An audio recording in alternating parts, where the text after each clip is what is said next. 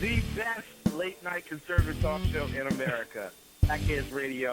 And listen, there are no people better on the air to give you the best in conservative talk than Sackhead Sean and Sackhead Clint. And we're working on the immigration papers for a certain other guy who happens to work here, too. For those who are tuning in around the world to the best in late-night conservative talk, Jackassery Radio. Jack News. Jack News. Radio. Jack News. Jack News. Radio. Zach. The best late-night conservative talk show in America. In America. In America. Into the silo. And in this web was a large, I'm pretty sure it was the biggest spider I've ever seen. And welcome to the Sackheads Radio Show. It is the 30th of November, 2016. That went quick. What the hell? Oh, why did that happen so fast? What happened? Absolutely crazy. What happened? Yeah. It became December relatively quick. Not yet. I know, but I wasn't expecting it even now. You know me. I don't like change. It's not my best thing. I'm not good at it. At making change? At making change. I've always been bad at it. Is that 3 nickels? Is that dollars? I don't know. We haven't, but here's the thing. You're getting upset and stressed out about something that hasn't happened yet. It is literally in the future. Not even on the East Coast has it happened yet. Right. That's true. So nowhere in our country is it December yet. That's a very good point. I didn't think about that. Thank you. Now, you should start stressing out in about 56 minutes. Because in 56 minutes, in some parts of the country, including, I believe, where you hail from. Where I do hail from. It will be next month. And I do hail from there. You do. But that's like a month away. This is only November. I mean, we're talking about December. That's a good point. Thank you. Thank you. That is Portuguese logic. Thank God for it. They can't see face? They can't see that. Right, no. my bad. No, they couldn't see that. BZ's pretty quiet tonight. Yeah, he is. Well, he's as quiet as I was last week. I told him that he needed the talking stick. Right. And he didn't get the talking stick. So, well, we're playing keep away from him with it. He wanted to play a game called Smear the... It's not important what he called it, but he's from a different generation, different school of thought. But here at SHR, we say, no, it's a talking stick. And we don't celebrate that, by the way. We do not celebrate Gosh, I don't know what he was thinking with that. But he did, and that's just the way it is. So he's in the timeout chair for the night. Remember where we used to put Sacco? Can you imagine with BZ and Sacco the amount of hair we're going to have to clean out of that thing? I mean, dear God, because BZ himself is a little furry as well. Right. And, we all know about Sacco. So, yeah, this is going to be crazy. We should, you know what? So here we go. Hear me out on this before you say no. And we need a vote on this no. from our listeners. No, we need a vote on this. Freedom Fest, 10th anniversary. Yes. Coming up. Yes. Cage match. Between Sacco and BZ. I think it's a great idea. So hear me out. There's one razor. Yes. Right? And instead of pinning the other one and climbing up and out of the cage, the other one has to be completely shaved. Oh, God. And then climb out of the cage. I don't know if I like that. Why? Because why not? I'm going to have to view it. No, we just have to sponsor it. You don't have to watch. Yeah, I don't know. It's still weird. It's still weird on so many levels. Is that a schmeckel? I don't know what that is, but let's just end it and have it not be there anymore. Oh, man. How was your week? It was good. Got a lot done, trying to get a lot done, I guess is the best way to put it. And we're being relatively productive with that, so that's good. Excellent. Getting ready for the holiday. I got my Christmas lights up. I'm pretty excited about that. Excellent. It's always fun. Wait, inside the house or outside? Outside the house? first. We'll do inside eventually. But I say it all the time. It's amazing to me. Christmas always, like, I am so excited for Christmas this year. I love the holiday seasons. I always have. And there's no rhyme or reason to it. I think it's a feel-good season. It is every season. year we talk about this. It's a feel-good season. You know, you are very festive. I am. No, you are. I'm not being sarcastic. No, like many of our listeners probably think. But I'm for not once you're not being sarcastic. I'm not. And I actually, it's my favorite time of year also. Yes. And we have a lot of fun. Now, I remember last year because you did put your lights up outside first, but you never got around to the inside. So I remember you talking about being outside Christmas morning in the cold, shivering, underneath the tree, which I think, if I'm not mistaken, you had a ficus last year. That's exactly what I did. I did exactly that as a ficus. Yeah. Your memory serves you so well. It's amazing. It was a Christmas ficus. It's amazing to me just how well you can remember things with such detail. Thank you. People don't realize this. No, they're clueless about it. Totally they're absolutely clueless. But fortunately, I'm here to recall.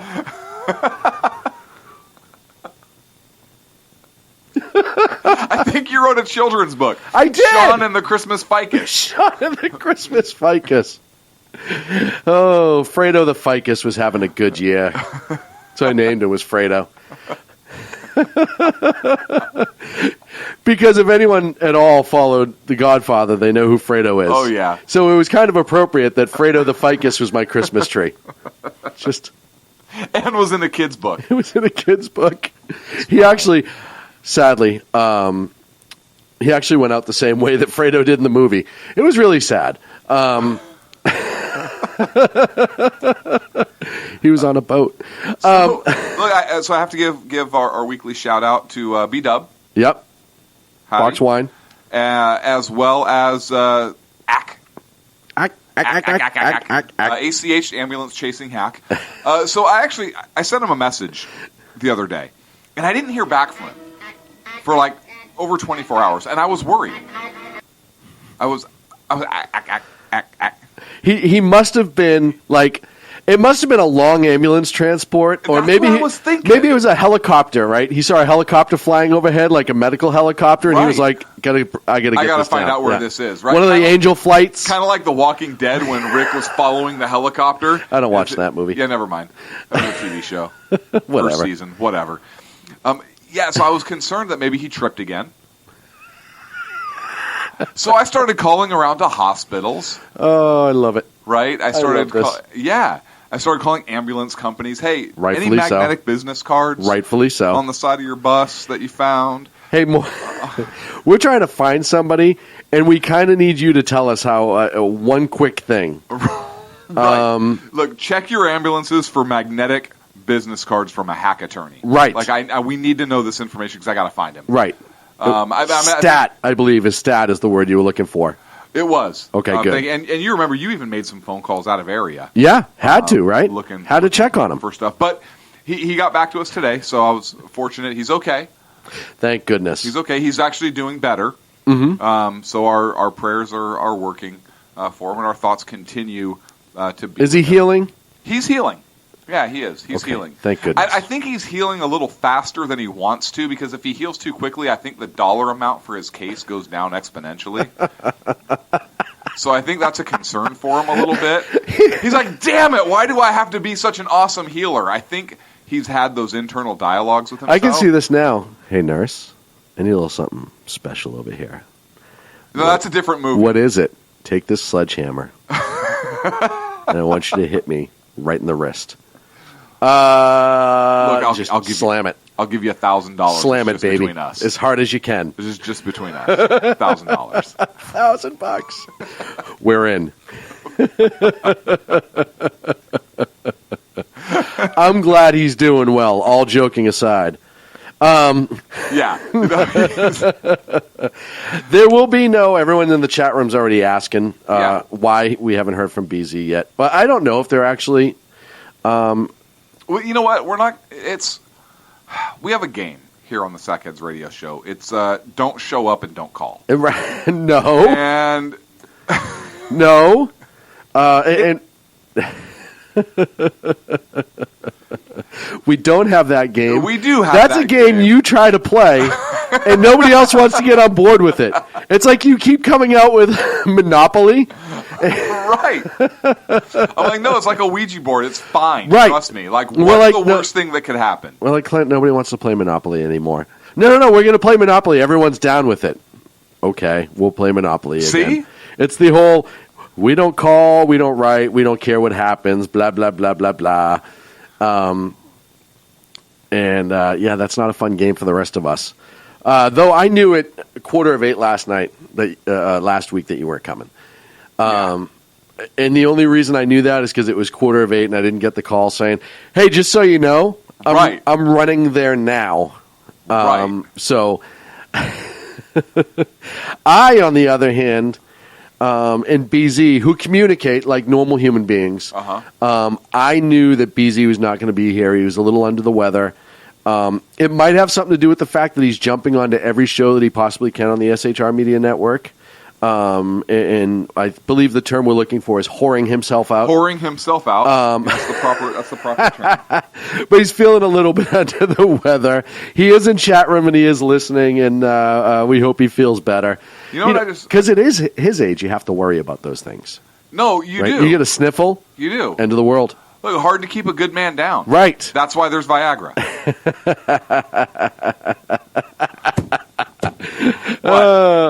No, I mean at your age, yeah. Yeah, your age. He says he'd prefer to be called a strumpet. Strumpet. That does gussy up the pig a little bit, doesn't it? A little bit. You know what? I would never call BZ a pig. Just I the don't act. Appreciate the act is what I was saying. You know what I just realized? I realized my headset says Sennheiser. Is that German for shithead? No. Is there a reason I have these? Yes, but that's not the specific reason. Perfect. We got to move on. It's been a busy week in politics. Hang on, I have one more minute. So I have one more thing. Oh, you have 30 seconds. I do want to congratulate. I'm actually really excited. So I haven't followed football this year because I think there are a bunch of crybaby football players. Football players. That being said, college football, a little bit of college ball, particularly University of Hawaii. Anybody who listens to this show long enough knows that that's my team. Yep. And it looks like this year they're actually going to get a bowl berth in the Sheraton Hawaii Bowl. They were 6-7, which doesn't sound bad. It's usually a 12-game season. They had some tough games in the beginning, including kicking off the season in Australia against Cal. So they did pretty well in the Mountain West Conference and had a couple of good wins, particularly against Air Force in the triple overtime game, which was amazing. And they're actually going to get a bowl berth on Christmas Eve. So Christmas Eve Bowl, the Sheraton Hawaii Bowl, which is one of the ESPN bowls. So it's not like a tiny bowl. It's a decent game. It's not like a dog bowl. It's not like a dog bowl it's or a football bowl. Cat ball. It's a not a punch bowl. Not a punch bowl. Or a soup bowl.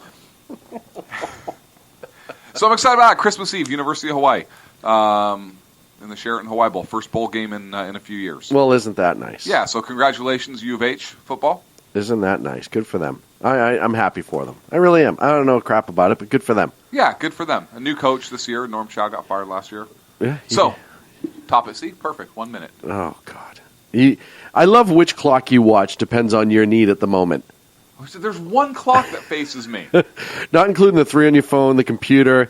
They're all set for like 1 minute increments, so when you want to go long, you're going to be like, hey, the clock in my car says it's only 8:14. I just say, hey, the clock. I don't say which clock. I'm not stupid. Maybe a little bit. You know what? There's some current evidence that could argue that.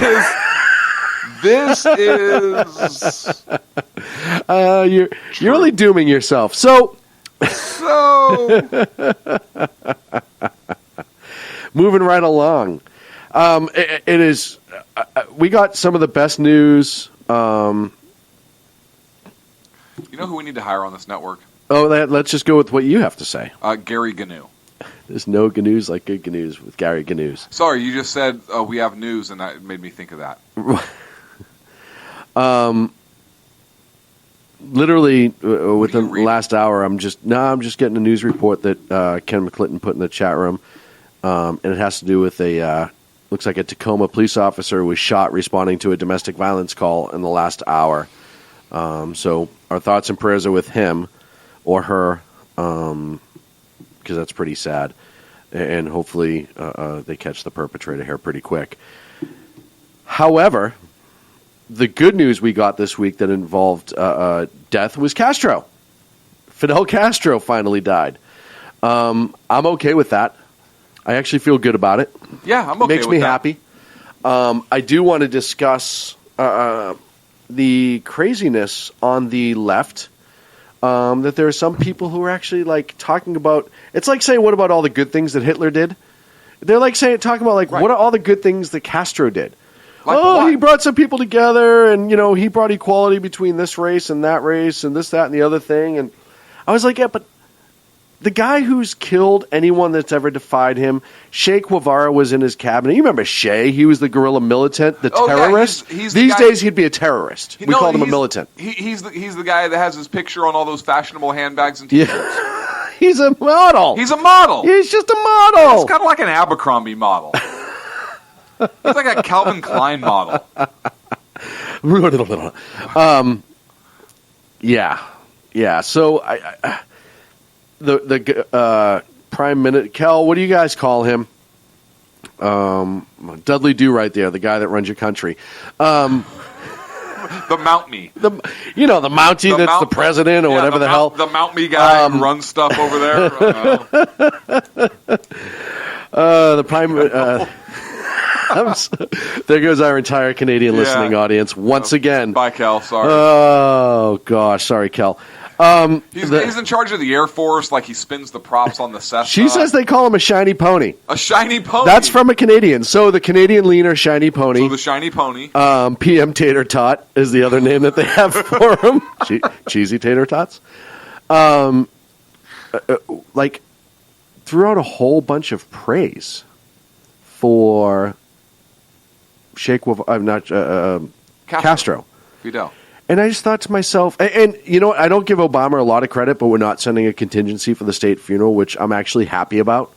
I'm actually impressed more than anything else. I'm shocked. Well, that's just because nobody wanted to go. Well, no, because, they'll find some jackass that would want to go, right? Especially in this administration. Are you kidding me? He probably had to tell people no. Honestly. Like, no, we're not going. Well, I already have my bag packed. And he's where we wanted to go. Do you think somebody... Okay, so do you think it's that? Or do you think there's a new administration getting ready to come in and it's setting the tone for the president-elect? Nah, I don't think he cares. Because we know... Well, look, we do know Trump and Obama have met. Yeah, but I still don't think Obama cares. We know they talked. Yeah. And there is kind of that tradition where former presidents help new presidents. There is. And the left demands that, but I don't think that they will. If Hillary was coming in or when the left is coming into a conservative president, they demand that.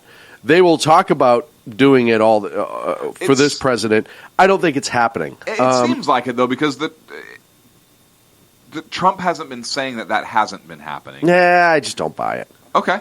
And I don't want to count Biden in that because Joe said Biden is going to Cuba. He thinks it's an Amtrak to Delaware, which is possible. I don't want to include Biden because I think Biden's setting pranks up around the house for Trump. But that's different. I don't think that's an administrative idea. I just think that's Biden. Right? And I could actually see him doing that, believe it or not. But watch this. He's going to hit the emergency button. A stripper pole's going to pop up. It's going to be great. It's going to be freaking great. Yeah, Joe, that's actually not a trick. That's something we told you to take out 3 years ago. It was left over from the Clinton administration. And really, I've been using it. Yeah, watch me do a spin. Yeah, it's a freaking party. Watch this. But so one of the few times you'll hear me say I give this president credit, he's not sending somebody, and nor should he be. Listen, I don't think anybody who reads history understands who Fidel Castro is and was.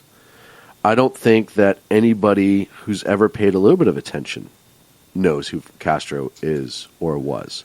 You have these leftist loons, and T-Bone and I, T-Bone was in studio earlier, buddy T-Bone, we were just having a conversation about the mental illness among that I think is a mental illness at this point. Many on the left, the same people who are out protesting the election, same people who are talking about getting rid of the Electoral College, the same people who are crying because they don't know what they're going to tell their daughters because Hill Dog didn't get elected. These are the same people who are wearing the Shea shirts, who are wearing the Mao hats and all this other stuff. They don't know who this asshole really was. And I think it's a product of oftentimes what they're learning or what they're not learning in school. Right. In a lot of schools, particularly at the universities. Look at our university system and the problems that they have and the trouble that it's in. Are you kidding me? These are adults, and you have cry spaces. Yes. Oh, my God, yes. And you have coloring and puppies and hugs. Chocolate milk? Are you shitting me? Seriously. And professors canceling exams and having mental health counseling sessions because of an election, a lost election. Oh, I love it. This is what the left has come to. And so a lot of these people, they don't read the history, they haven't studied the history, or if they have, they've studied it from a certain perspective, right? Like Sackhead Michaela. Mm-hmm. She had, if you remember, we talked about it on the air, when she was, 5-6 years ago, when she was a senior in high school, her advanced placement United States history class, yes, a college-level class, was teaching from Howard Zinn's A People's History of the United States. Genius! Which is completely left, anti-capitalist, and I think even saying it's left is almost an insult to it, or as to what it's trying to achieve. Yes. It's well beyond left, and I'm not saying that I agree with it. That was their textbook. And so, being the good person I was, I bought her a Patriots History of the United States to counter. Help them out. But this is how you help kids out. Yes. Oh, sorry. But that's the perspective that many kids are getting taught, and even now actors, actresses, Hollywood, people that are becoming adults and getting into positions of power, that's how they think. Mm-hmm. I agree. And you have these kids who are out there. And listen, we talk about it all the time. Even the people that are just straight socialists and not the hardcore communists. Oh, everything free. But look right now at what's going on in Venezuela. It doesn't work out no matter what. And we know that. But here's the difference. Castro murdered any dissidents. Anyone who opposed was lined up and shot. They shot down Americans who were flying too close. He was a monster of a human being. Now, as technology advanced, you had more news coverage. No matter what they tried to do, the people in that country had a better chance of getting stories out, and he got a little bit older. He lessened that rhetoric. But that didn't change what he did or what he believed in. And I guarantee you, if Cuba opens up more in the future, we will hear those stories lasted to this past year. Mm-hmm. There were still people disappearing off the streets. If they caught you trying to make a raft. I was listening to this story online about this guy who was talking about, when I was 9, I rode on a raft from Cuba to Florida with my family that we built out of junk. Because it was so bad in Cuba, my father was willing to risk all of our lives to try to get to a better place, to be a legitimate political refugee. Yep. And for a parent to put their children in that situation, and this isn't the Syrian refugee argument, anything, we're not going down that road right now, but that's despair. And that's a small island. There's a reason they tried to kill him 496 different times, I think. There are 496 documented assassination attempts on Fidel Castro through his entire life. And my only question is, why wasn't there 500? 501, 502 from his own people? I mean, any coup d'etat that was even thought about, they just went down. It's like North Korea is. The things we talk about that happened today in North Korea have been happening for Cuba for years. And there are people out there mourning his death. if Kim Jong Un kicked tomorrow, even better, let's go back, 2 years ago to Kim Jong Il? Nobody mourned. They were all glad he was dead. Everybody, even leftists. This guy was a civil rights violator, this, that, and the other thing. What's the difference? None. He's a totalitarian, lunatic fucking dictator. Yes. But this is why they celebrate Mao. Right. Why don't you celebrate Lenin? And Marx. Hitler! Why don't you celebrate Hitler? Oh, no. He was a socialist. No. Hitler is He killed everyone that opposed him. No, Hitler is from the right. No, he was an uber leftist socialist. There was No. He was from the right. Stop, because if we have any new listeners, they're about to punch you in the mouth, and I know you're kidding. And so to explain, and when I say right or left, it's a joke here on the show, and if you followed us long enough, you understand why. Because fascism and communism are two opposite ends of an up and down continuum on the left-right spectrum. Yes. So on the left end of the spectrum, you have total government, which would be, some people say, oh, that's communism. No. Total government is total government. And then on the right is limited government, the farther right you go, which is more true around our right or left spectrum. So if we're arguing fascism, communism, which a lot of people equate as a right-left argument, right, that is an argument on the entire big government side of the spectrum that is actually an up-down argument. Right. Which different ladder. Yes. Which on the big government side, on the left end of the spectrum, for people that are drawing pictures right now, up is fascism. It's still total government. We're drawing pictures. Down is communism. It's still total government. There's somebody at home going, slow down. Just slow down. Okay. Up is what? Up is what? And that's why fascists and communists hate each other. Yet they're both big government. That's the irony about this whole thing. It's ironical, as Big Fat Polly would say. Right. I like how Sean's actually drawing the picture right now. I am. I'm scribbling it down. I know you are. Just in case in the future something comes up. You can screenshot it? Just in case the next but that's what drives murderous me nuts. dictator does, and we have the same conversation. Hitler was right-wing extremist. No, he wasn't. He was a big government leftist. He just on the other confiscated side guns of the from spectrum. people he didn't agree with. Yes. That's a pretty leftist take in life.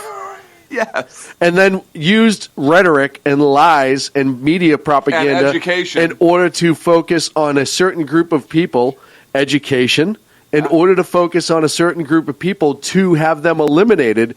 This time it was by religion, but it could have been by political beliefs if they wanted to. Or race. Or whatever. Whatever that whatever that group felt necessary at the time.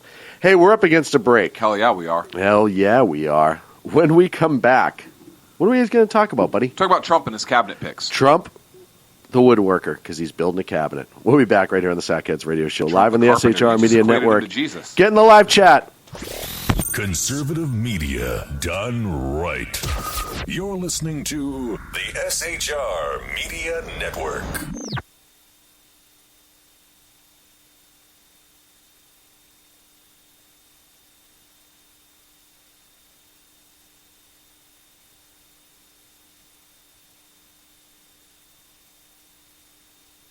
Hey, it's Sean from the Sackheads Radio Show, also one of the owners here at the SHR Media Network.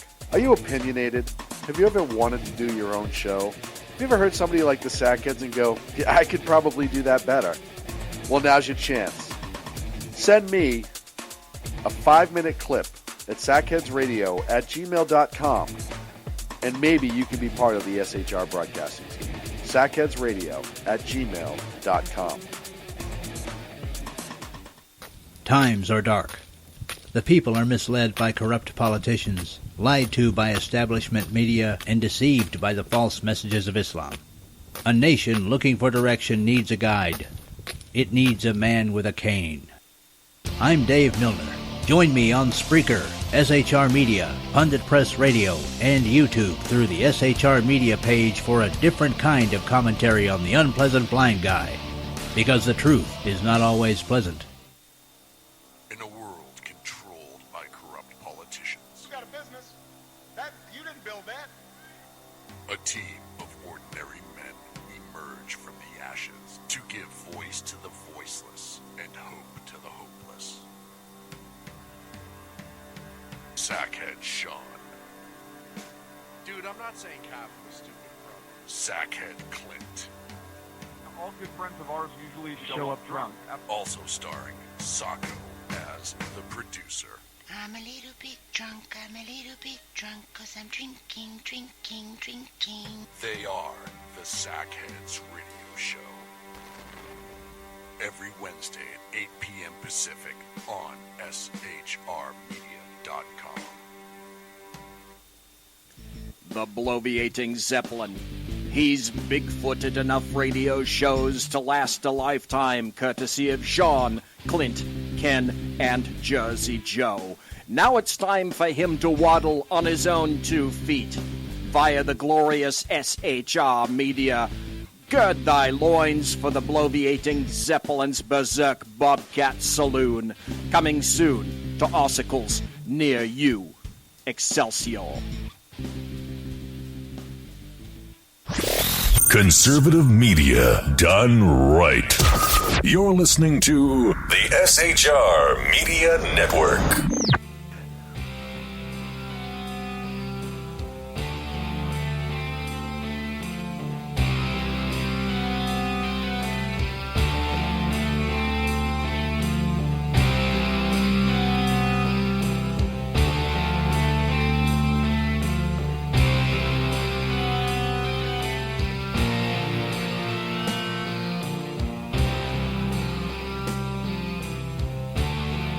And welcome back to the Sackheads Radio Show live in the SHR Media Network. So, Clint, somebody in the chat room, because I do have the YouTube feed going, I only have one camera. Okay. And somebody asked to see the ladder that I drew last segment. So, there it is. Mm-hmm. I didn't add any notes yet, but I'll get to that. Which camera's up? This one, right here. Nice. So, yeah, we're trying it. I just have to remember everything you can't do when somebody's watching you all the time. Oh, no, I can do that. It's our show. But if you follow us on YouTube, I do have the live stream going on YouTube. Just trying it out before we break into it. So don't. Wait, hang on. Oh, God. Yep. This is where it gets awkward on such a regular high. Yep. Just got really awkward. That was a live. Why is that awkward? Get out of my face now. You should see what we do when the camera's off. Here's the ladder one more time. Why are you drawing a ladder? Thank God we have a shower in the studio, because I'm definitely because we're going to go getting it as soon as the show's over. And that's what I was thinking. And then the YouTube channel's really going on. Amazing. Well, then it turns into a pay site for everybody that wants to know. $9.99 every 5 minutes. So now that everyone's throwing up their midnight snack on the East Coast, Trump's cabinet. Let's open up Trump's cabinet. Let's open you up. Oh, that's going to be saved forever. Thank God. Oh, yeah. Thank God that video will be there until well after I die. I can't wait for my kids to watch it. That's going to be great. What, the shower one? Yeah. Hopefully they're not watching that one. The little kiss on the cheek? Nah, no big deal. We're in California. It's okay. We're libertarians, Sean. And we're conservatives, but we got a little libertarian lean to us. Oh, man. Yeah, good time. So, anyhow. Too bad Ken's not here. We could make a reverse Oreo. Anyways.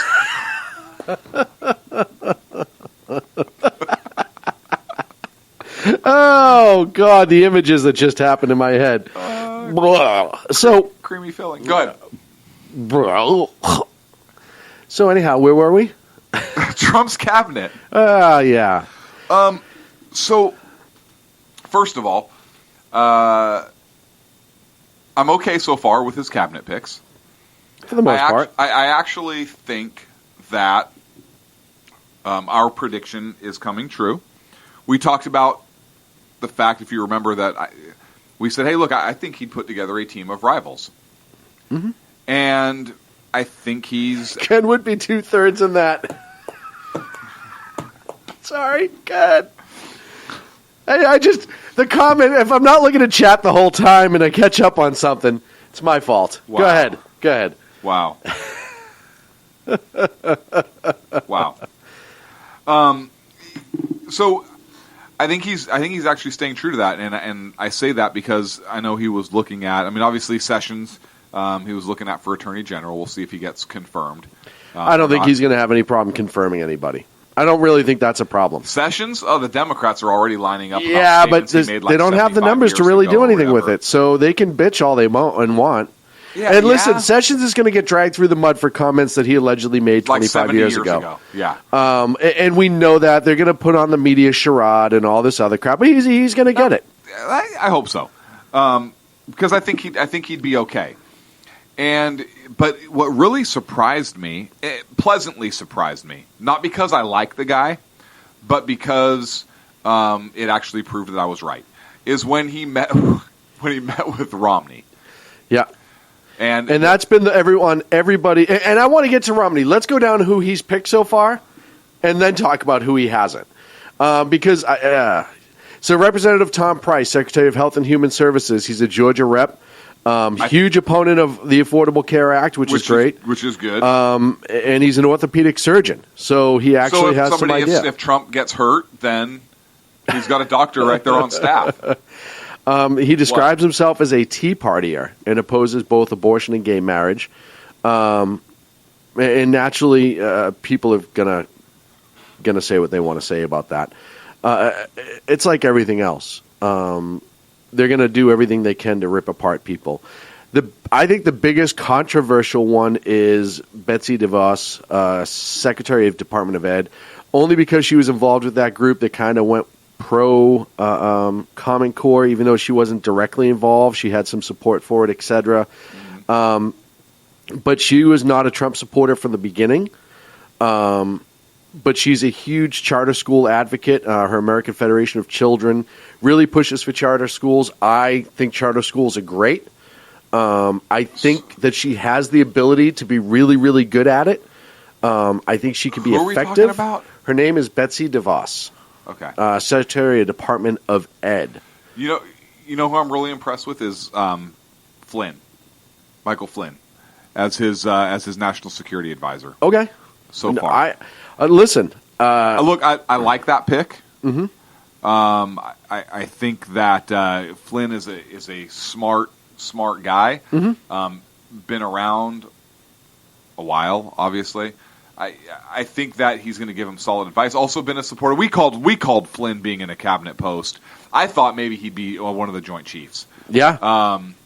But hey, national security advisor.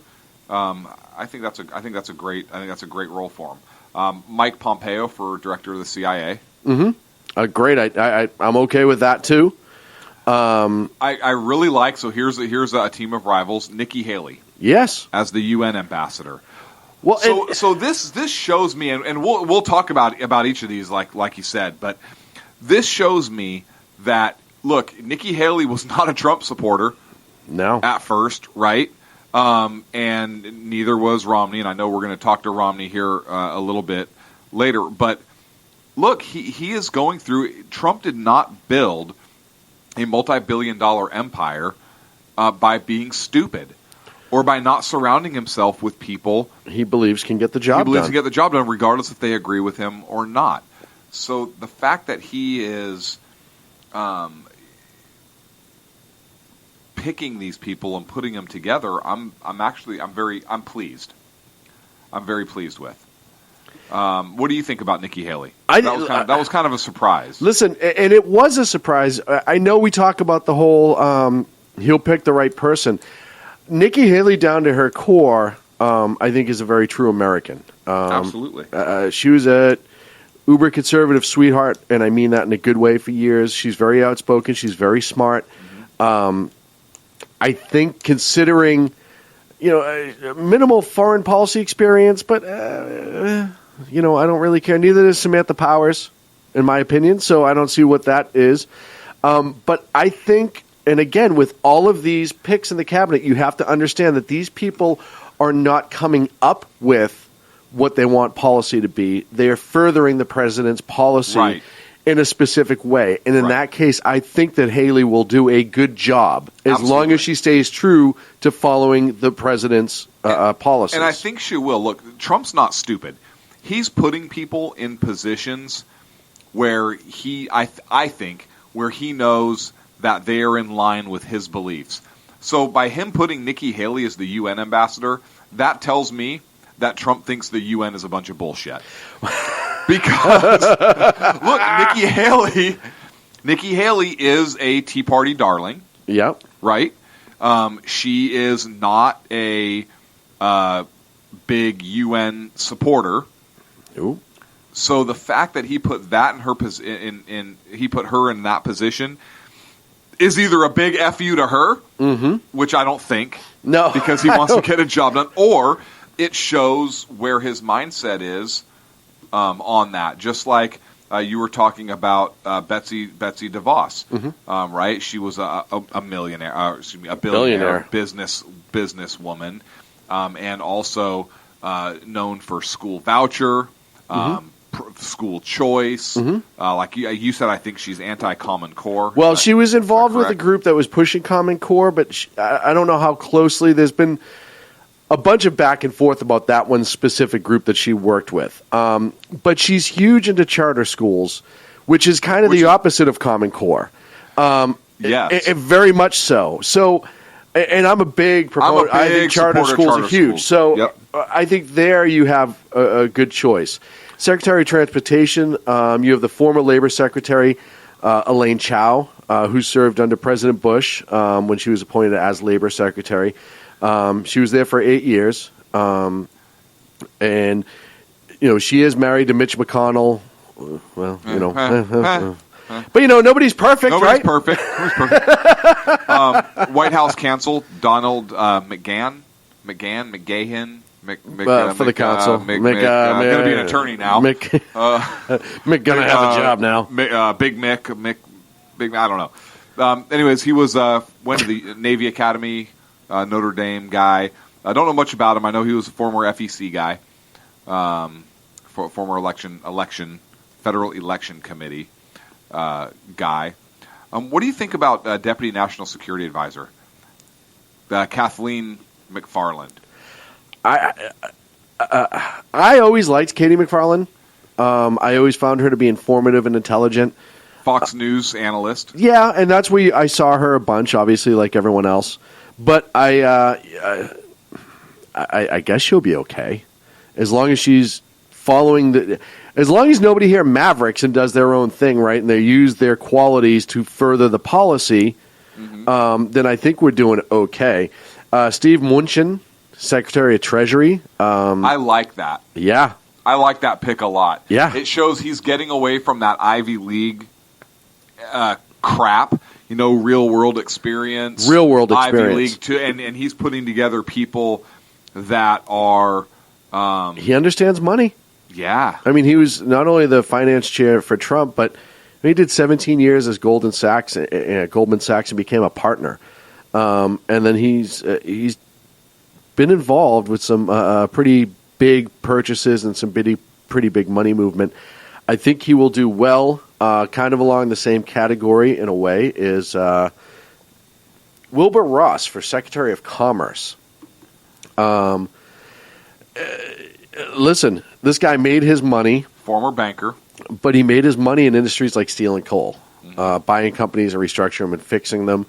And that goes along with what Trump was saying about bringing some industry back, right? Taking care of the coal industry, lifting some regulations off of other industries that have choked those industries out, i.e. steel specifically, in my opinion.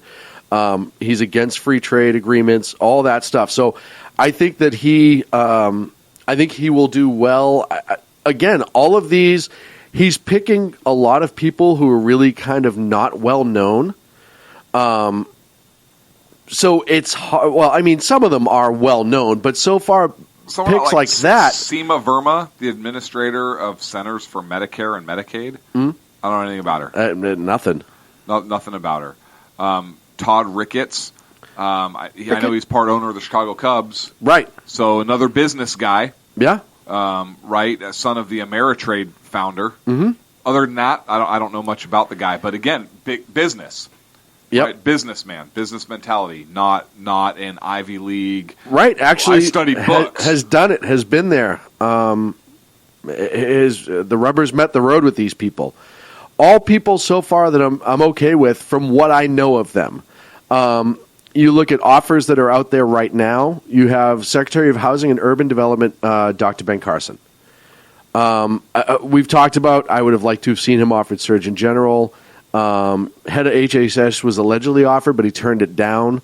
He wasn't sure what he was going to do, and this offer hasn't been accepted. But I think Ben Carson has a lot to bring to this administration in one capacity or another. I really believe that. So I hope he accepts it, and if not, will be involved on some level. And now you start talking about some of the big ones. You have Secretary of Veterans Affairs. You have names thrown around like Governor Palin and Rick Perry. Secretary of the Interior, Governor Palin again, and Mary Fallon are believed to be on the choices. It's funny how Sarah all of a sudden showed up again.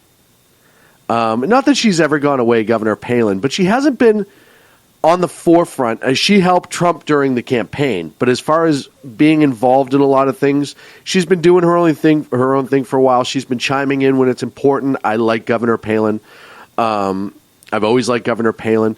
And it's just good to see her, drain the swamp. You look at what the old GOP did to her in that election, and they hung her out to dry, in my opinion, and then did nothing to defend her when she started getting attacked. So the fact that she's now starting to come back into that light because she feels comfortable with the party, I think is a good sign. Secretary of Defense, a couple names on that list. Tom Cotton, Jim Talent, and James Mattis are all the leading contenders. I'm personally pulling from Mattis on this one. I don't dislike Cotton whatsoever, but I think Mattis is the person you go to. Listen, when you want a military morale to be up, which it's destroyed right now, you need to regain that military drive, focus, and you need to get Mattis, or you need to get somebody in there who's going to lead those troops because he's been there. I think Mattis is a good person for that right now. I know just Agador's in the chat room yelling Allen West, Allen West, Allen West. I don't disagree, but I agree with Agador. I don't disagree whatsoever. Right. But here's the difference. Mattis has been on that upper echelon a little bit higher than Allen West does. And Mattis wasn't a politician. Allen West was a politician. And my saying for that is I think there is a better position that will suit Allen West's ability. That's the hard part. Where would you put him? And it could be one of those things where, hey, you have Mattis for 2 years to kind of get everybody back on board, and then you have Allen West come in 2 years when Mattis wants to retire, which some cabinet members don't last that long usually. You absolutely have somebody come in, Allen West, who then starts doing the finite details. And I think, like I said, and Homeland Security would be another good one for Allen West. I wouldn't be opposed to that. I know Sheriff Clark is being mentioned for that a lot, as is Rudy Giuliani. You get to... How do you not go with Giuliani? Well, he's going to end up somewhere. Giuliani is going to end up somewhere, I believe. He wants sex state. I don't know if he's going to get it. I've heard David Petraeus being mentioned for that. Bob Corker, obviously John Bolton, Rudy Giuliani. I think Bolton needs to go to an advisory role. John Bolton, the former ambassador? Yes. Yeah. I think he needs to be an advisory role. Or an advisor to Trump on foreign policy. I actually want him home more. And I know Secretary of State and foreign policy go hand in hand, but the person delivering the message and the person helping develop the message doesn't have to be the same person. What about the press secretary? We'll get back to press secretary because I have my opinions on that. Yeah. Really? Yeah. I honestly think you could see Hannah to be the press secretary at this point. Yeah, he already. It's going to be what's her name? Coulter. No. Coulter. Yeah, I can't think of it. From Fox. Well, that's one you've seen thrown out. No, I think she took it. Nothing's been taken yet. Nothing has been taken yet. Really? You may see Katrina Pearson, as Ken's pointing out right now. You also have Kellyanne Conway. Any one of those could be press sec and do a really good job at it. Laura Ingram's the word. Yep, that's her. It is. Thank you, Laura Jersey Ingram. Joe. Thank you. I couldn't pull it out at that moment. I would not be opposed to Katrina Pearson. Jersey Joe for press secretary, I think that would go well. Getting that New Jersey kind of mentality out there, I think that's a great pick as well. Yeah. Sackhead Sean? I would not be good at it. Sackhead Clint? You would be better at it than I would be. That's a stupid freaking question. Well, but you're better at screwing with people for a long period of time. What are you talking about? I get frustrated. You do. And so I literally, toy with like them the a lot. first, I'm like a cat. Yeah, you'll drag somebody in and let them like twist in the wind for a little bit. I'm not like that.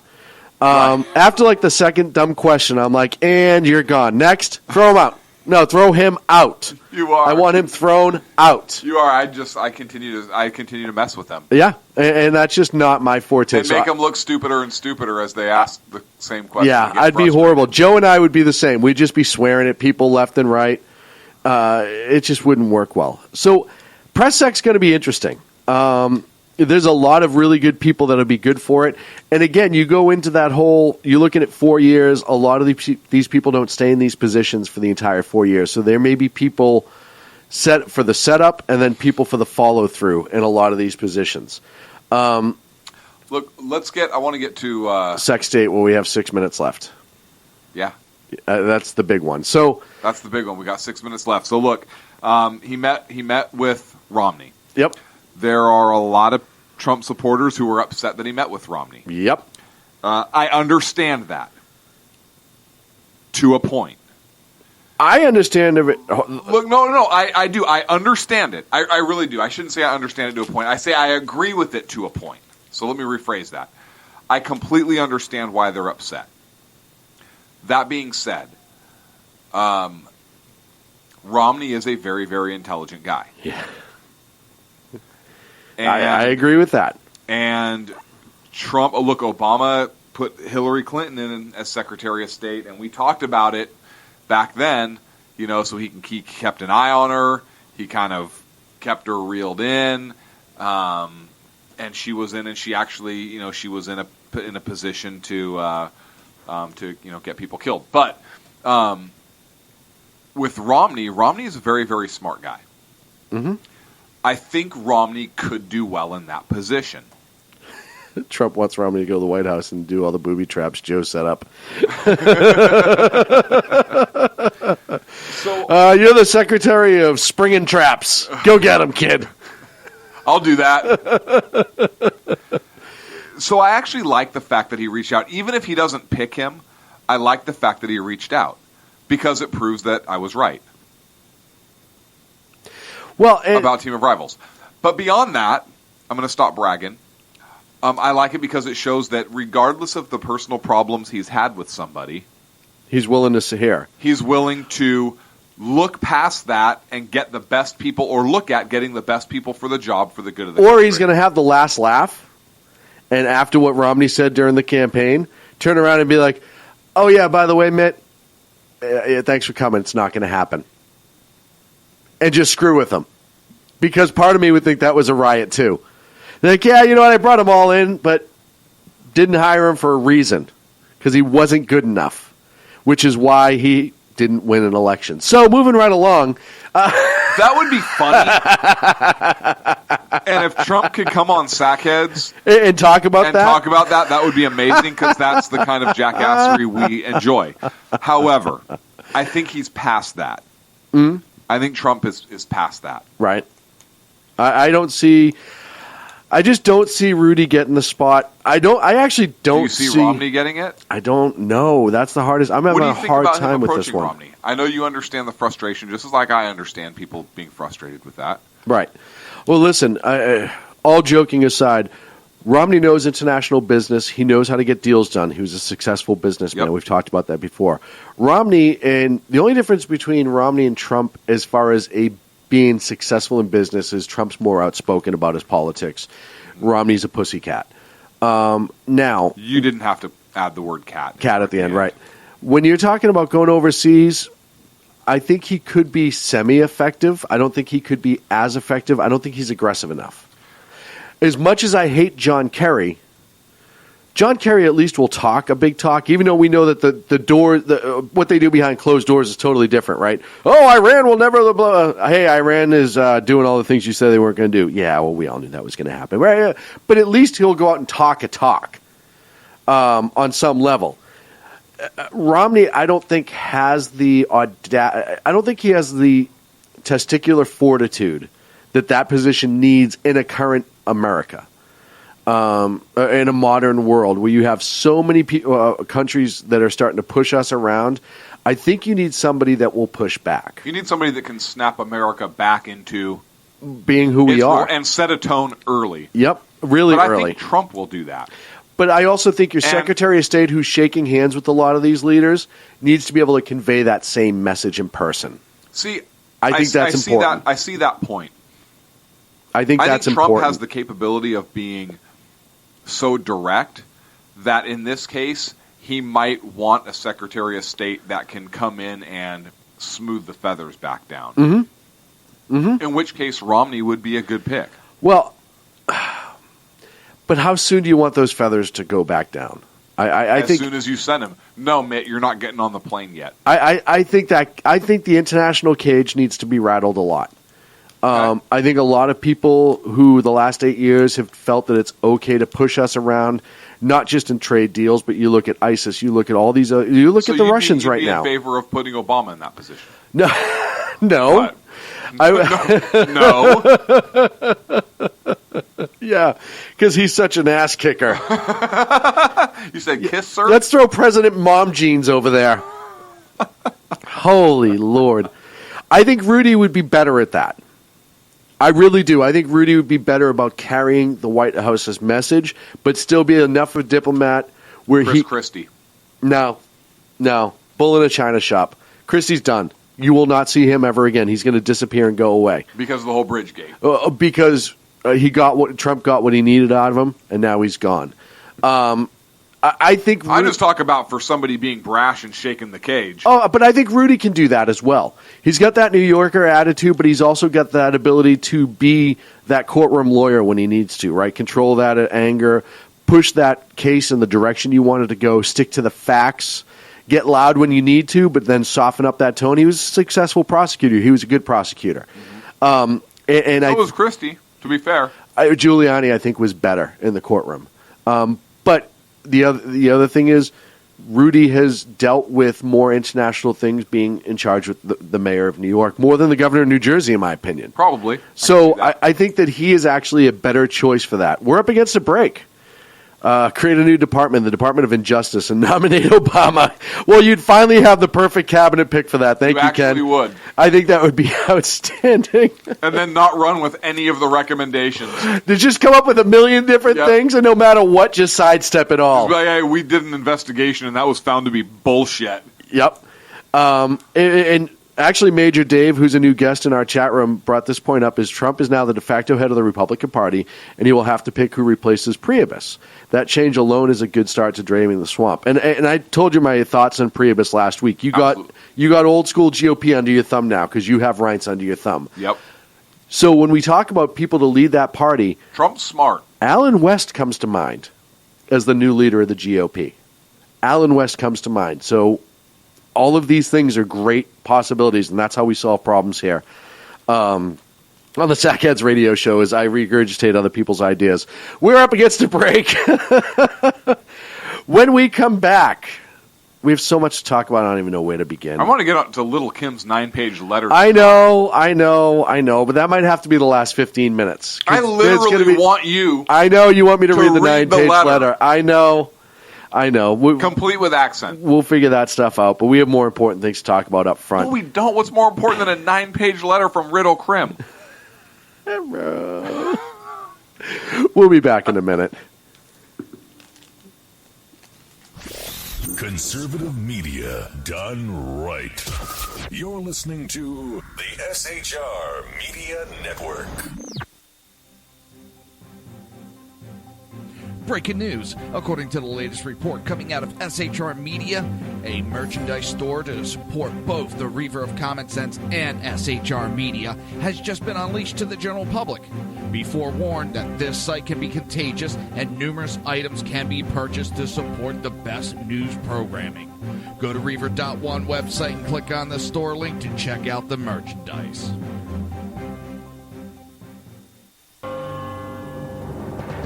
Hello, I'm Matt, a student at Hillsdale College. Here is Hillsdale President Larry Arnn on the continuing relevance of the Constitution.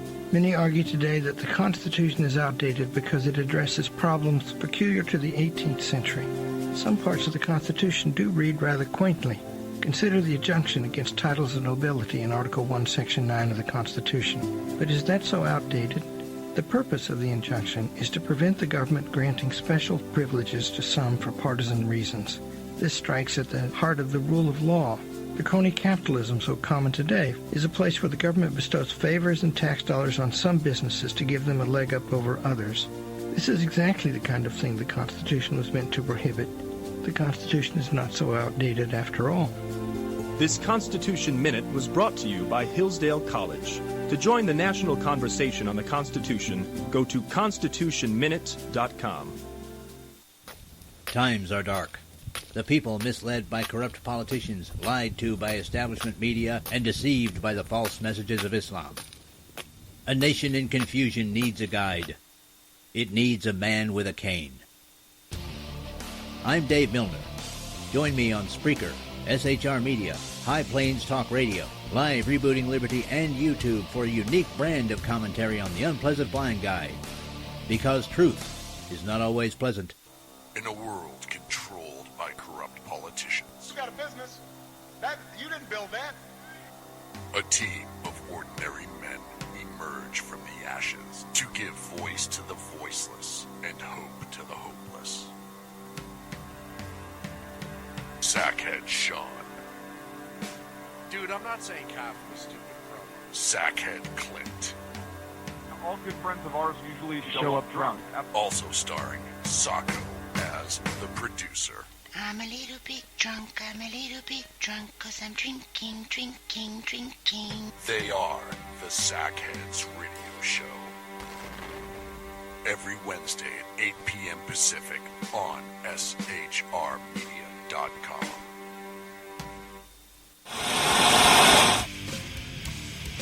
Beware, the Jersey Takeover is here. Every Monday through Friday, 11 a.m. to 1 p.m. Eastern Standard Time. You can catch the Reaver of Common Sense show, hosted by Jersey Joe, right here on SHRmedia.com and HighPlainsDailyNews.com. Only Jersey can deliver hell like no one else, so consider this your fair warning.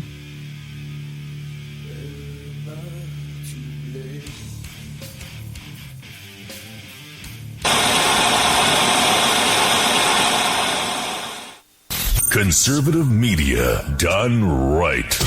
You're listening to the SHR Media Network.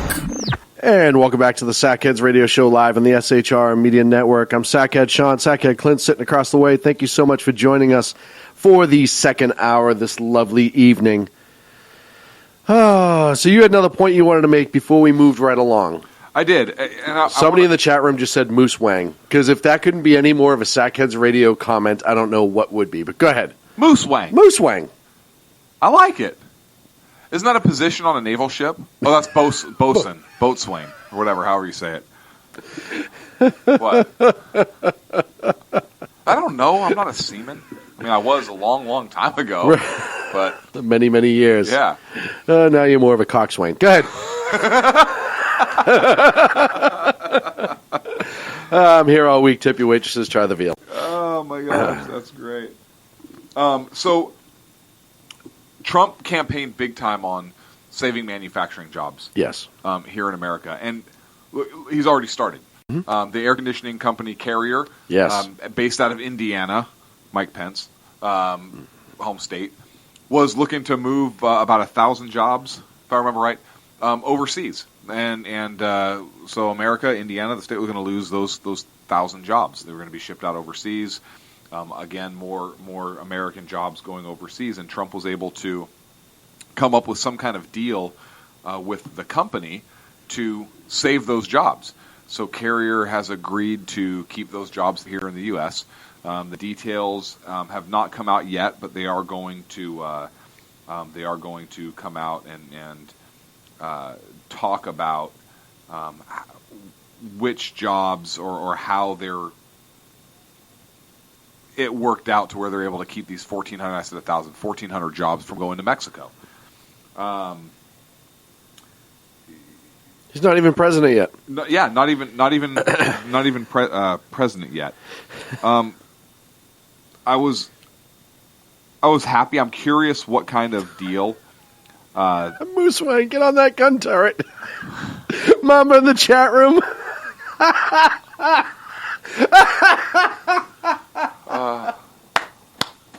Sorry, go ahead. That just made me giggle. It's no damn joke, son. I don't even know where to go with this right now. Save 1,400 jobs. Go ahead. No, You're up. A Moose Wang. I don't know what to... Oh, boy. So, switching gears. Yeah, I mean, the guy hasn't even become president yet, and he's already getting something. He's at least getting faith in companies to do the right thing yet again, which I think is pretty impressive. And listen, we had Ford. They said publicly, it had nothing to do with him getting elected, but you had Ford halting the movement of jobs from here to Mexico just days after the president-elect was chosen. So I have to point something out. Oh, boy. I actually binged Moose Wang, and it is an actual profile on LinkedIn. Somebody put themselves up as Moose Wang? Yeah. Oh, that's incredible. Well, why wouldn't you? View Moose Wang's full profile. Oh. This is great. And did you view it? No. Oh. It's a pay site. Come on. Come on. That would have been great to view. Moose Wang 123 out of China. Information Technology and Services. Okay. Hey, doing research here on the Sackheads Radio Show. I don't even know what to say now. 2 connections, according to Moose Wang. Oh, good for you, Moose Wang. Congratulations.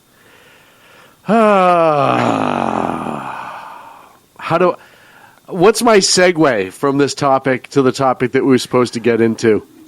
I don't know. What is the segue? Just do what we normally do and just pull right into it.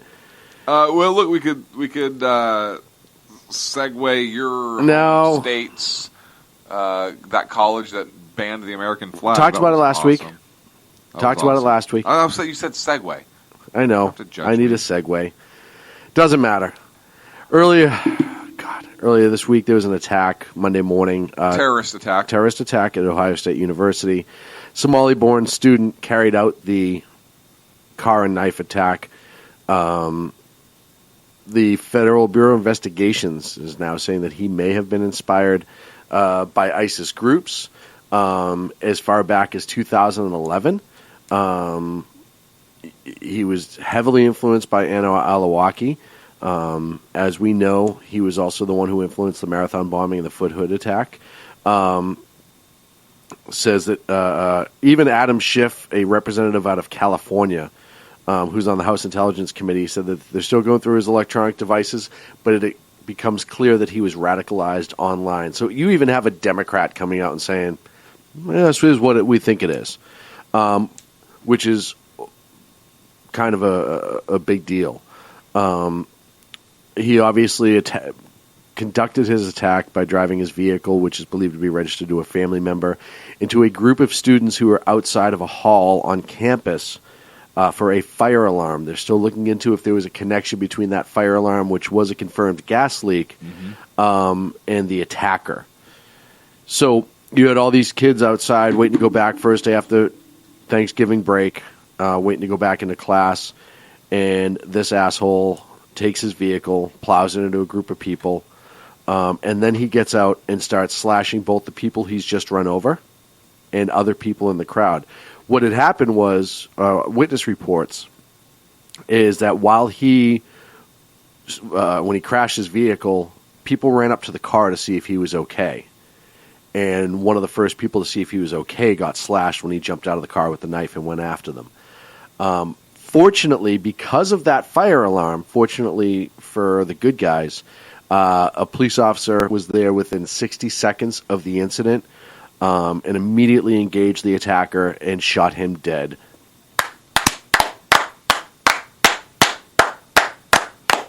Very, very, very fine work by that officer. Put him into the ground. There were pictures of him online laying on the ground. And you know what? That picture needs to get shown everywhere. I'm glad he's dead. He deserves to die. Anytime you attack innocents, and I don't care what your inspiration is, innocent people in mass, I have no sympathy for you whatsoever. This particular jackass was inspired by Islam. And it said that he may have been inspired for an extended period of time. Like I said, it may go back 5 years. He bought the knife, or he did buy a knife. They haven't said if it was the knife, but, you can put that together in your head. The morning of the attack, so he died from the preliminary autopsy from a gunshot wound to the head and the chest. I'm guessing it was chest first, then head. But I wasn't there. The officer, whose name, 28-year-old Alan, I'm going to get his name wrong, Hurujko,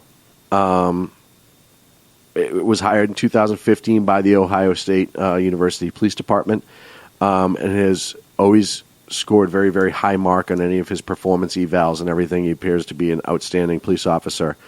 So, listen, horrible thing happened, which we know is going to continue to happen in this country. Stabbings are becoming much more common. Yeah, and that's that's one of the interesting things. And I want to get off on a tangent here in a moment. I'll just do it right now. Look,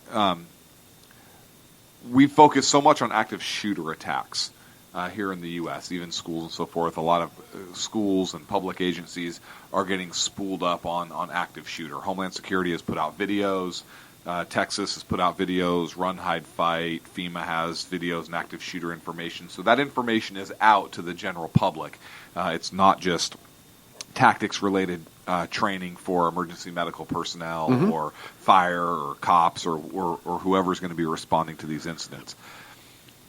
One of the things that has been transitioning over the last couple of years have been the incorporation of edged weapons into these types of attacks. Look, this type of violence is not unique to the United States at all. In other parts of the world, this type of violence has been more common, and the weapon of choice has been an edged weapon of some kind. We look at the same day as the Newtown massacre here in the U.S., there was an edged weapon attack in China where I think it was like 33 school children were attacked and injured and so forth.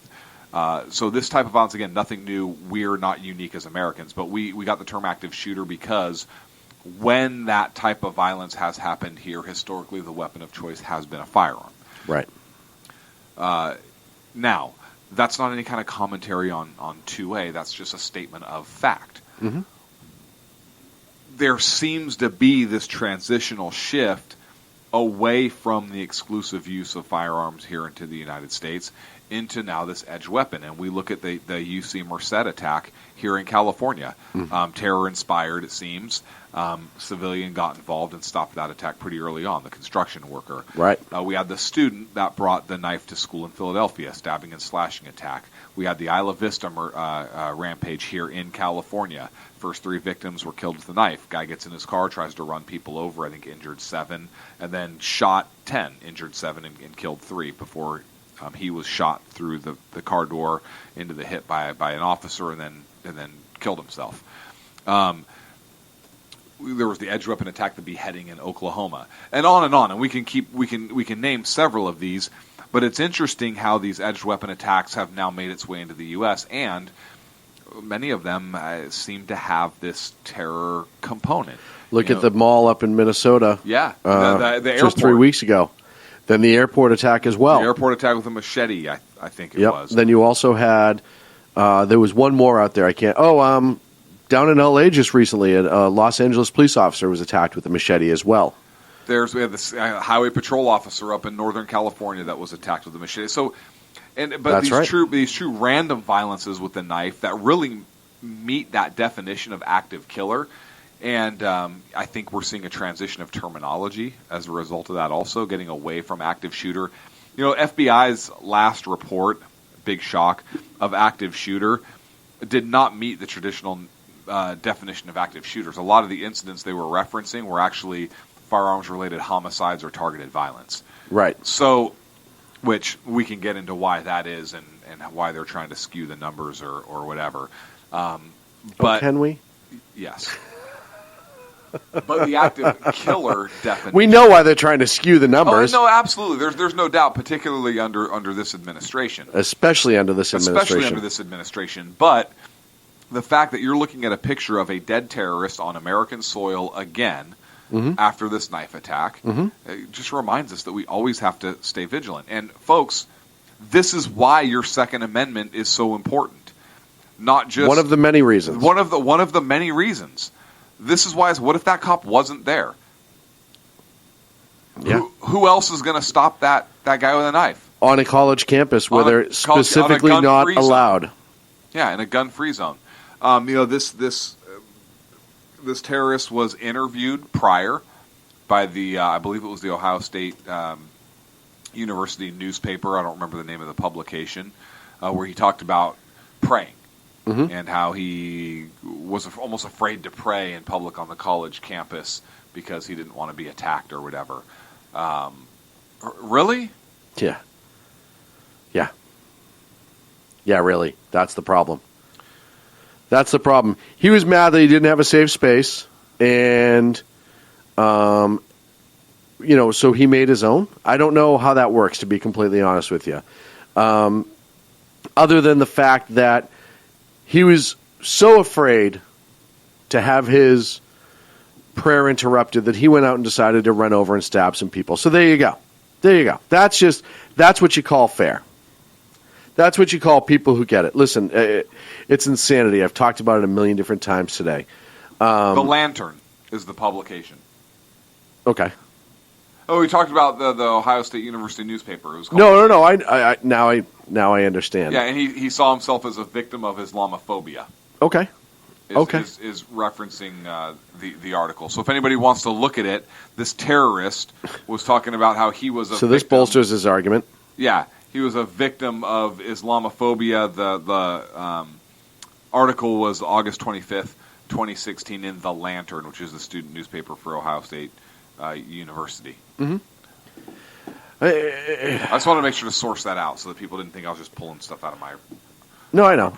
But the funny part was, though, is so far in the preliminary evidence, he was so afraid of Islamophobia then that he was already online getting radicalized. Right. On early evidence. So look, this just shows how the left is bullshit. Yes. They hide behind the bullshit that the left espouses, these bullshit, made-up, psychological terms, and he hid behind that, claimed he was a victim before he went out and attempted to run people over and then stab them with a butcher knife. It does. He also claimed, if I'm not mistaken, that any Muslim who's not an active terrorist is a sleeper cell. Yes. That should chill every single American. Well, left or right, black, white, Asian, it doesn't matter. That should chill every single American.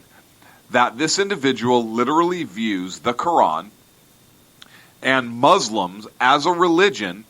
He views that as, if you are not an active terrorist, then you are in fact a sleeper cell, because that is what's commanded. And I'm trying to find another article right now. Look, he's laying the case out himself, from the words of a terrorist. He's laying the case out himself about why every Muslim is a terrorist. That's not anybody from the right saying that. No. That's him. That's him. That's him. That's a terrorist. Well, and listen, saying that. And I can't find the article, but there was an article earlier this week where. And I'm sorry to interrupt. No, go ahead. I'm about to lose my S right here. Lose on it. The air. You have 8 minutes. How the F does people on the left come out on Twitter, on social media, and say, oh, how come nobody's mad that a white cop shot another black person? Right.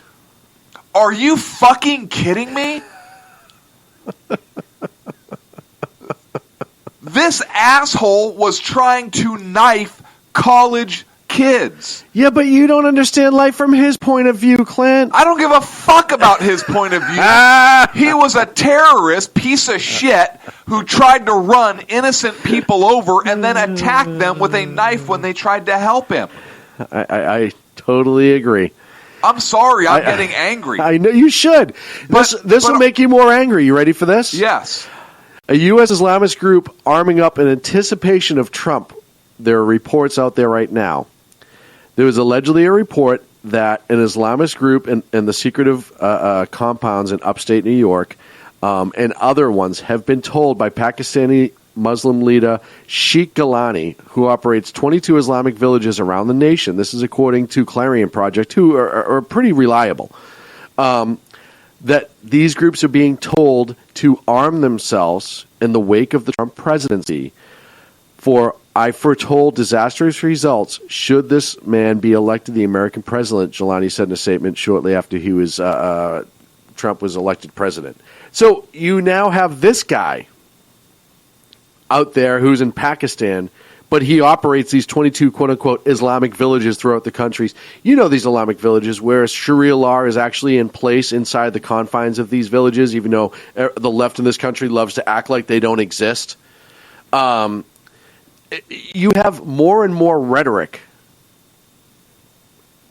coming out from the extremists and the left defending them. And then when folks like us said, hey, arm yourself up, protect yourself, oh, you lunatic, right-wing, conservative bastards, blah, guns, that's all you think, blah, guns. Well, look at what they're doing. They're openly saying it. Openly. Yeah, but if we put our guns down, Sean, then they'll see that we're no Barbara Boxer mentality? We're going back to the boxerism? And they'll lay their guns out. Yes! What an ironic name on that woman, Boxer. Yeah. Because it only looks like she lost to one physically. Right. But she's never actually fought for anything literally. Right. Except for leftist ideologies. Right. Well, that's fighting for something. I don't think so. I guess if you're fighting for the wrong flag, you're still fighting.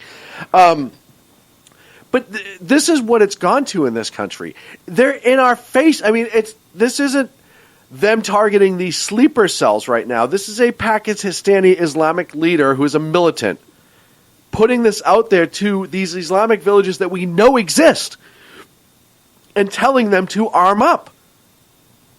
There is a thing here. Yeah. We've seen it more and more play out. The bombing in New York, 4 months ago? 3 months ago now? Yeah. Have we forgot about that? The stabbing. All the little incidents that you don't hear about in major news. And they're all over the place right now. These incidents are happening.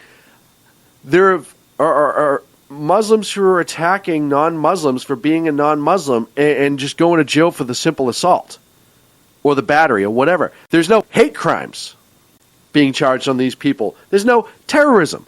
You have, and this isn't my information, I was listening to it last night on the O'Reilly Factor.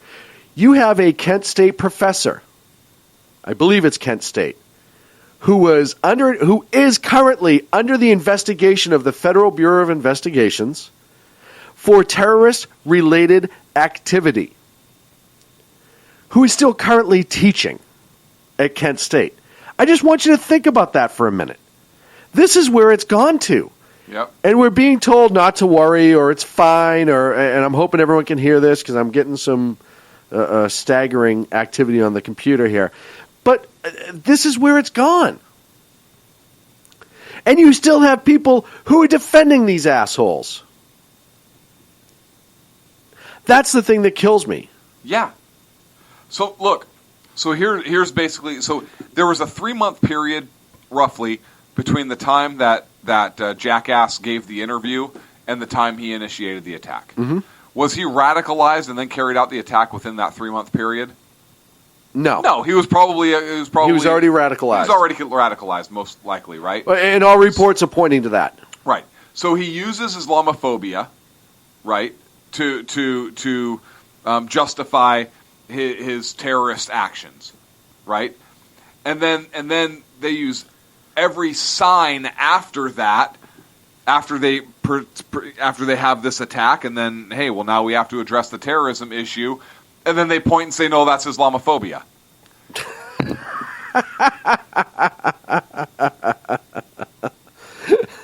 This is insane. This is the left. This is the left. Oh, this man. is the left. And they point to this and they use this as justification.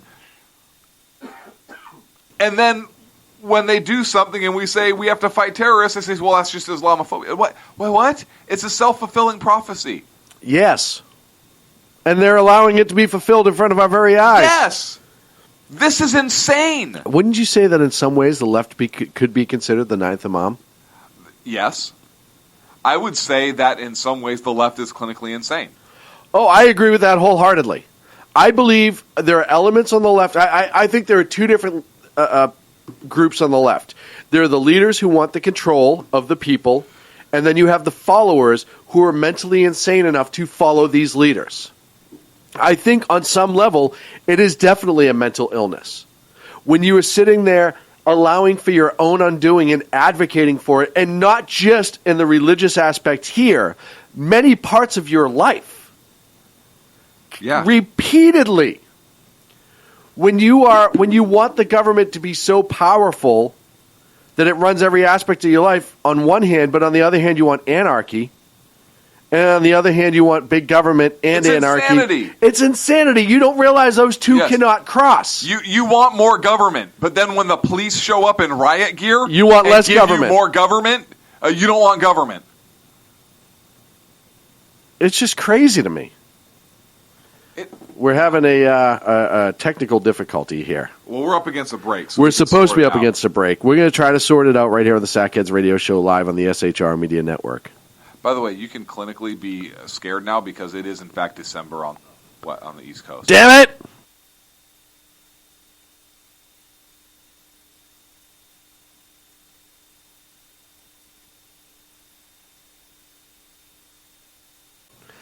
And welcome back to the Sackheads Radio Show live on the SHR Media Network. I apologize for the technical issues. I wish I could tell you what happened, but to be honest, I don't goddamn know. All I know is once again, we start going after the left, and once again, everything shuts down. Now, I'm not saying anything, but I'm saying and once something. again, Sacco's not here. Yeah. But he does have remote access. This is just bizarre. I'm not saying A plus B equals C. I'm just saying C plus D equals... that A minus C equals B. That's all I'm saying. Well, and we've talked about this before.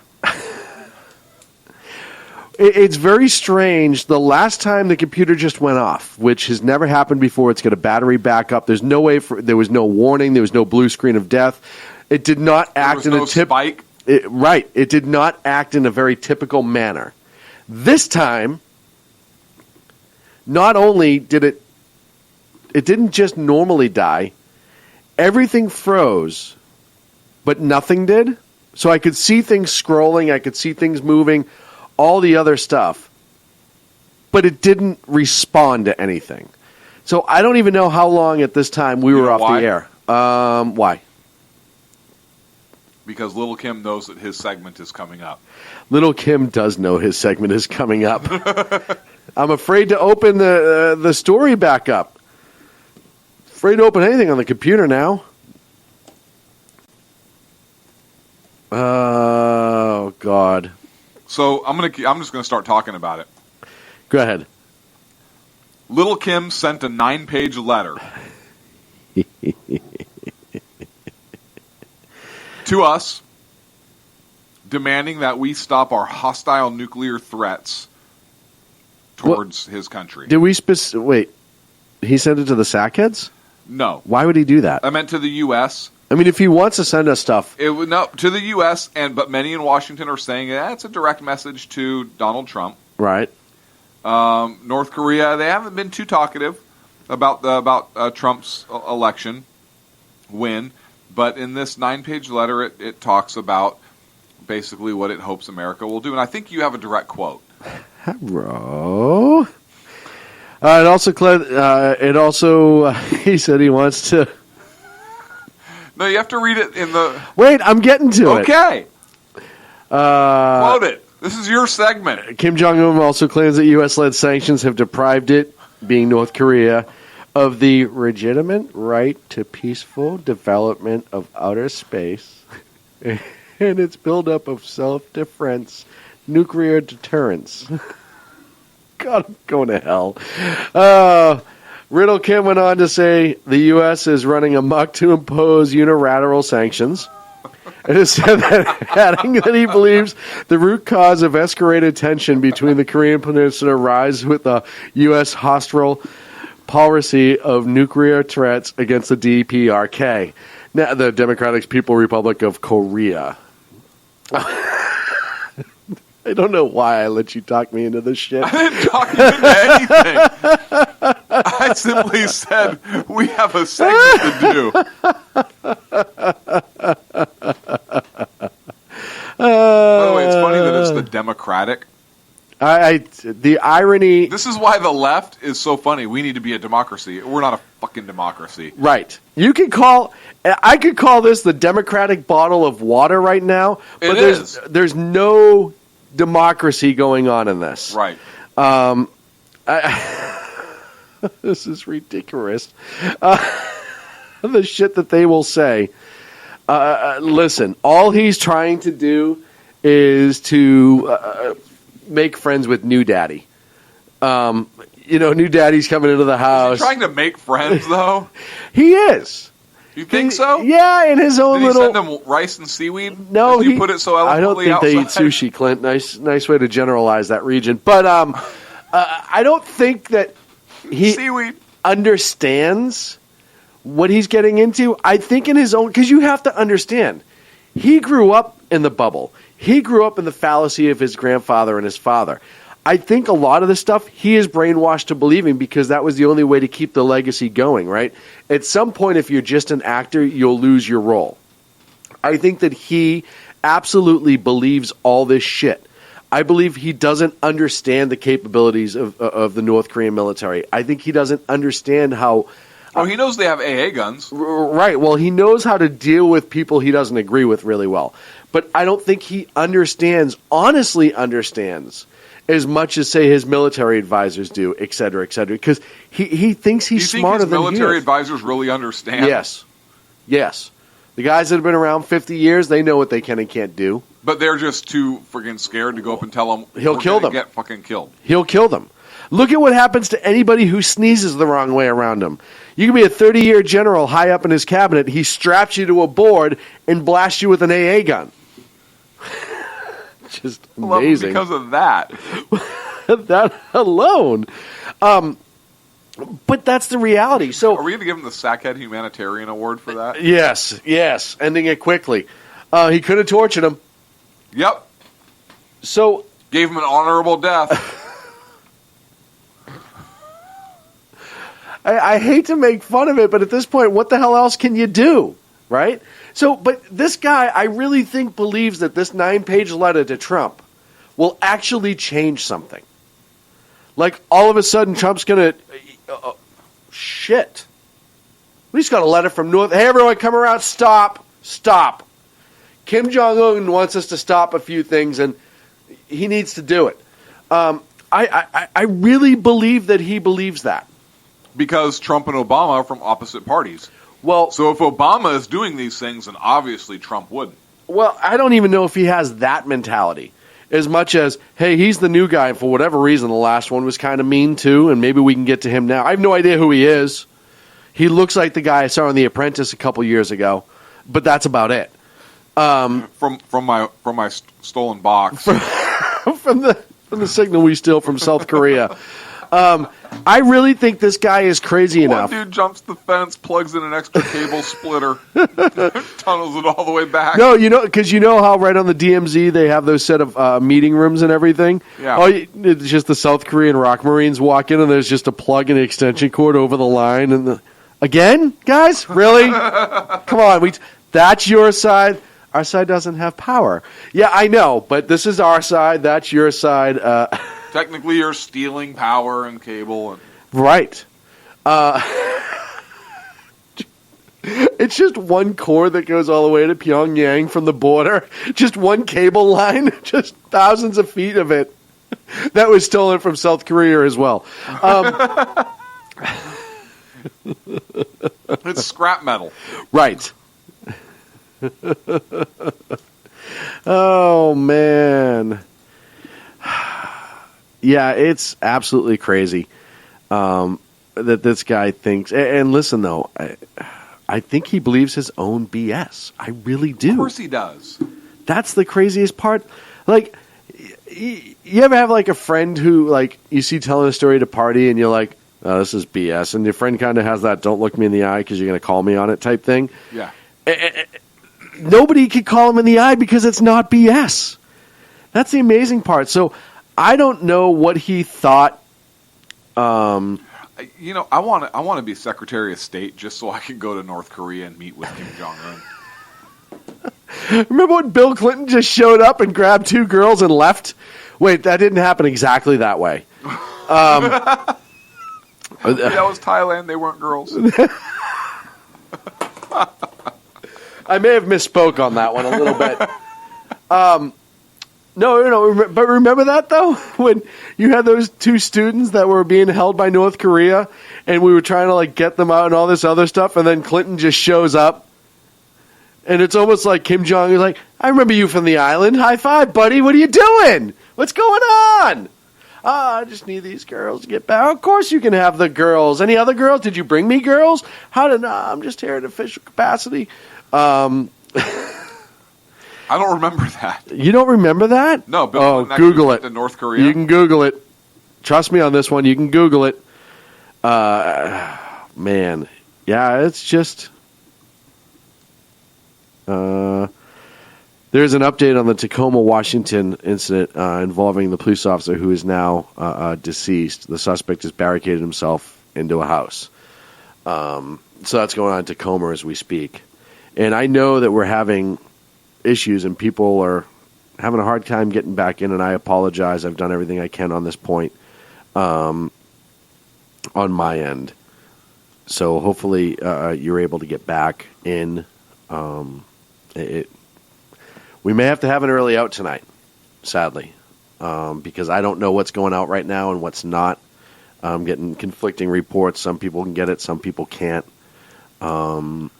So we may early out on this. Well, let's wrap it up then. But yeah, Bill Clinton went after he was president. Yeah, oh yeah, no, he was no longer the president. Okay. Yeah, he was no longer the president. So due to technical difficulties, we'll try to get him figured out this week. This is acting very, very strange. I apologize, but we're going to cut it early because I'm not going to do a show for people that aren't there to listen. And I know people get it on the download, etc., but I'll merge these two files together and make it one. Why would people get it on the download? Like, be a proud download. Oh, load. Okay, that's a so term. Live from a very shaky SHR Media Studios. And that's not a California earthquake joke. No, it's that's just a computer thing. Computer thing. And before I put my fist through the screen, you've been listening to the Sackheads radio show live from the SHR Media Networks. We'll catch you next Wednesday night. We'll have all of this fixed.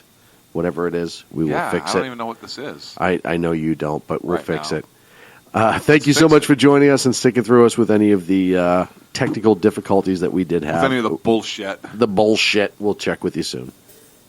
The best late-night conservative talk show in America, Jackassery Radio. And listen, there are no people better on the air to give you the best in conservative talk than Sackhead Sean and Sackhead Clint. And we're working on the immigration papers for a certain other guy who happens to work here, too. For those who are tuning in around the world to the best in late-night conservative talk, Sackheads Radio. Sack News. Sack News. Radio. Sack News. Sack News. Radio.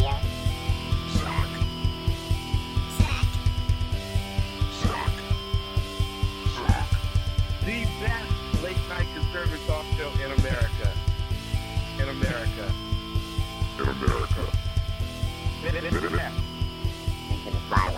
And in this web was a large, I'm pretty sure it was the biggest spider I've ever seen.